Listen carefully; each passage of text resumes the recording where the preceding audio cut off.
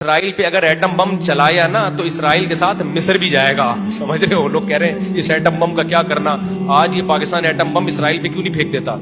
Atom bomb کا اصول ہے، یاد رکھو، وہ پٹاخہ نہیں ہے. جب وہ کہیں پھٹتا ہے نا تو 25-30 ملکوں کو اپنے ساتھ لے کے جاتا ہے. آپ کو پتا ہے جو بلوچستان میں پاکستان نے ایٹمی دھماکہ کیا تھا نا، اس کے اثرات آذربائیجان تک پہنچے تھے، ازبکستان تک پہنچے تھے اس کے اثرات، حالانکہ زمین میں دھماکہ تھا. اور یہ بھی آپ کے لیے خوشخبری، انڈیا پاکستان پہ ایٹم بم گرا ہی نہیں سکتا کبھی بھی، صرف ڈرانے کے لیے ہے. کیوں؟ اگر انڈیا پاکستان پہ ایٹم بم گرائے گا نا، بہت سارے انڈیا کے شہر تباہ ہو جائیں گے، کیونکہ پاکستان لمبائی میں زیادہ ہے، چوڑائی میں کم ہے، تبھی چوڑے میں آتا رہتا ہے ہر وقت. پاکستان جو ہر وقت چوڑے میں رہتا ہے نا، اس کی وجہ ہے کہ چوڑائی ویسے کم ہے اس کی، لہذا ویسے بہت چوڑا ہے. اس چوڑائی کم ہونے کا فیور یہ ہے کہ اگر ایٹم بم گرا تو اس کے اثرات بارڈر پہ جائیں گے، اور بارڈر میں کون ہے؟ افغانستان بھی اور انڈیا کا بھی بہت بڑا حصہ تباہ ہو جائے گا اس سے. لاہور پہ ایٹم بم گرا تو جالندھر گیا، نہیں آئی بات. جو لاہور کے بارڈر پہ جتنے انڈیا کے شہر ہیں گئے کام سے، وہ سارے بھوکے مریں گے، سارے مر جائیں گے، بیمار لنگڑے معذور ہو جائیں گے. تو انڈیا نہیں چلا سکتا ایٹم بم، پاکستان چلا سکتا ہے. کمال کی بات یہ ہے، انڈیا پہ اگر اللہ نہ کرے کوئی کسی پہ چلائے، ہم تو نہیں چاہتے، لیکن کیونکہ فاصلہ بہت ہے.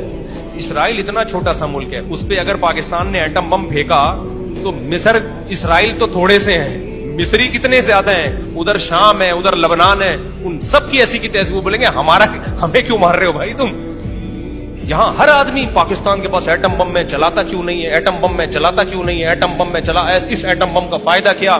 بھائی فائدہ یہ ہے کہ آپ کی طرف رخ کرنے سے پہلے دشمن 100 دفعہ سوچے گا، یہ فائدہ ہے.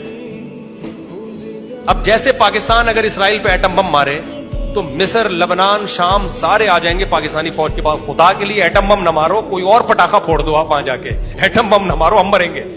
اسی طرح میرے بھائی، اگر کوئی بھی ملک پاکستان پہ ایٹمی حملہ یا کسی طرح فوج کشی کرنے کی کوشش کرتا ہے تو پھر پاکستان دفاع میں ایٹم بم دکھائے گا، بولے گا ہم تو ڈوبے ہیں صنم، تم کو بھی لے ڈوبیں گے. ایک لمٹ میں رہو، اس سے آگے. ایٹم بم کا یہ فائدہ ہوتا ہے، ڈیفنس، اور وہ ڈیفنس ہو رہا ہے. تبھی پاکستان کے وہ حالات نہیں ہوئے جو لیبیا کے اور عراق کے حالات ہوئے ہیں. یہ کس کی وجہ سے؟ بم کی وجہ سے. تو کیونکہ مرتا کیا نہ کرتا نا. ابھی تو نہیں چلائیں گے، لیکن جب ملک پہ ایسے حالات آ گئے، کوئی ہماری ریاست ہی ہم سے چھینے گا، پھر ہم کہیں گے بھائی ہم اگر پھٹ رہے ہیں نا، ہم اگر مر ہی رہے ہیں، تو بھاڑ میں جب ہم چلائیں گے پھر 20 ملک اور بھی مریں گے. تو وہ 20 ملک پکڑیں گے دشمن کو، ابے بھائی خدا کے لیے ان کو نہیں مارو، انہوں نے ایٹم بم چلا دیا تو ہمارا بیڑا غرق ہوگا. لیکن ہر آدمی یہ ایٹم بم کس کام کا ہے، اس سے بہتر تو شب برات کے پٹاخے ہیں، کم از کم پھٹتے تو ہیں. ایسی سی باتیں آ رہی ہیں لوگوں کی.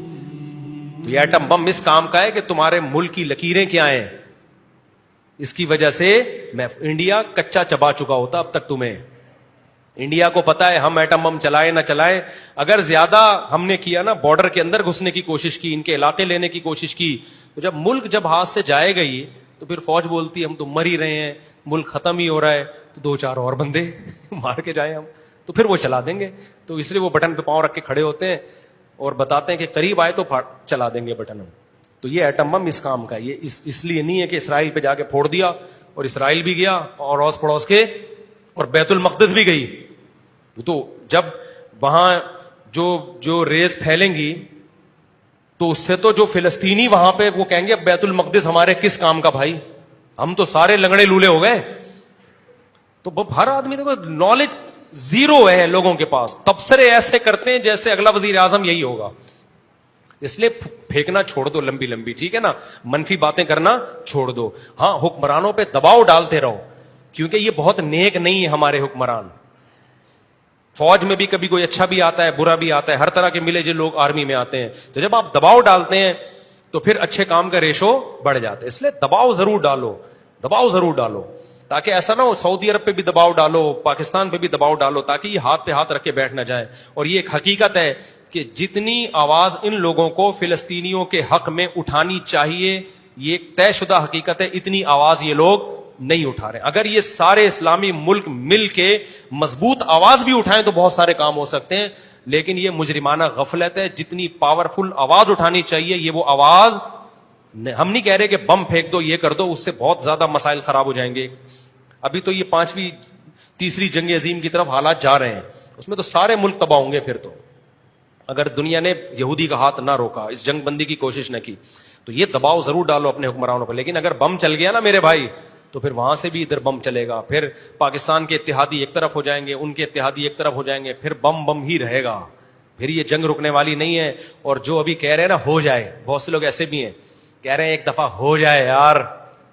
بیٹا جب تمہارے اوپر بم برسیں گے اور جب بچے چھوٹے چھوٹے یتیم ہوں گے اور لاشیں تم دیکھو گے نا, تو تم کہو گے اللہ کسی طریقے سے اس جنگ کو ختم کر دے. ہاں, یہ جنگیں آپ نے دیکھی نہیں ہیں, جنہوں نے دیکھی ہیں ان سے جا کے پوچھو. اس لیے نبی نے فرمایا لا تتمنوا لقاء العدو, جنگ کی کبھی بھی تمنا مت کرو. مسلط ہو جائے تو پھر ڈٹ کے لڑو. واعلموا ان الجنۃ تحت ظلال السیوف, مسلط ہو جائے یقین کر لو جنت تلواروں کی چھاؤں میں اللہ نے رکھی ہے. کیسی پیاری حدیث ہے, بڑا مزہ آتا ہے. مت تمنا کرو جنگ کی, ہو جائے پھر بھاگو نہیں میدان سے, پھر لڑو ڈٹ کے, اور یقین کر لو جنت اللہ نے کس میں رکھی ہے, بموں کی چھاؤں میں رکھی ہے اللہ نے. تو خلاصہ میری بات کا یہ نکلا, جب تک پوری نالج نہ ہو بات نہ کرو, چپ کر کے آرام سے, نہ کسی کو اچھا کہو نہ کسی کو برا کہو. بولو بھائی ہمیں نہیں پتا یار, ہم تو گھر کے آلو پیاز ٹماٹر سے فرصت ملے گی. دعائیں کرتے رہو اور اپنے حکمرانوں پہ دباؤ ڈالتے رہو.